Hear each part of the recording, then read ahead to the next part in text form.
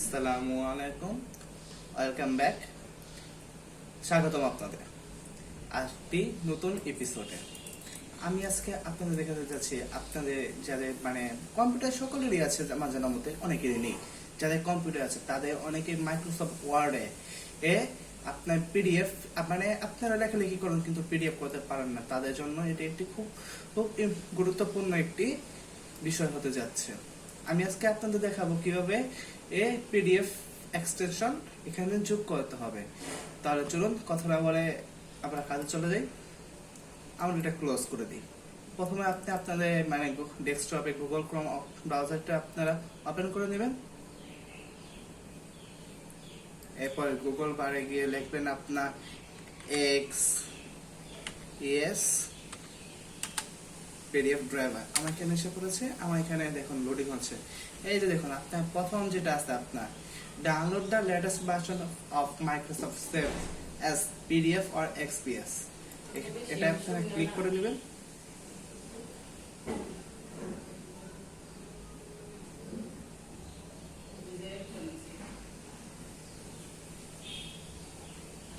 এই দেখুন এটা আপনার বেশি অনেকে আপনারা টেনশন করে যে অনেক এমবি হতে পারে, কিন্তু এটা মোটো তেমনি না। এটা আপনার 933 জিবি। এটা আপনারা এখান থেকে ডাউনলোড করে দেবেন, দেন আপনারা ইনস্টল করবেন। দেখুন আমার ডাউনলোডিং হবে। এই যে starting Microsoft service x PDF বা এক্সপিএস ডাউনলোড। এটা আপনার ডাউনলোড করে নেওয়ার পরে আমি এটাই করে নিই। আমার যেহেতু ডাউনলোড করা আছে আমি তাই ডাউনলোড করব না। চলো আমরা কিভাবে এটা ইনস্টল করতে হয় সেটা আমরা দেখিয়ে দিচ্ছি। প্রথমে দেখুন আমি এটা এখানে নিয়ে আসছি।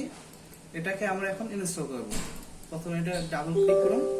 এরপর আপনার চাচ্ছে do you want to allow this app to make change to your device, আপনি আপনার এই ডিভাইসে আপনি এটা যোগ করবেন কিভাবে। ইয়েস করে দিন। এখানে টিক মার্ক দিয়ে কন্টিনিউ করে দিন।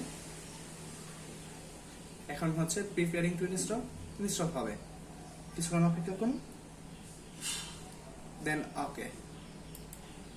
আপনার পিডিএফ এক্সটেনশনটি যোগ হয়ে গেছে। চলুন আমরা এখন মাইক্রোসফট ওয়ার্ডে গিয়ে আপনাদের দেখিয়ে দিই।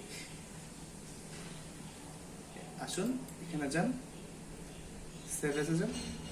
এই যে আপনার পিডিএফ বা এক্সপিএস। এখন আপনি বলবেন এখন এই করবেন কি, যেমন আমি কিছু টাইপ করছি দেখুন।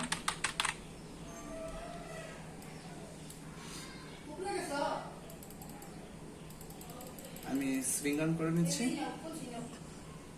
দেন যান সেভ। এই দেখুন ডকুমেন্ট। এখানে এসে আপনারা এটা দিয়ে এই যে দেখুন নিচে একদম পিডিএফ এসে পড়েছে। পিডিএফ দিয়ে সেভ দিয়ে দিন। আপনার এটি সেভ হয়ে গেল। Do subscribe my channel please.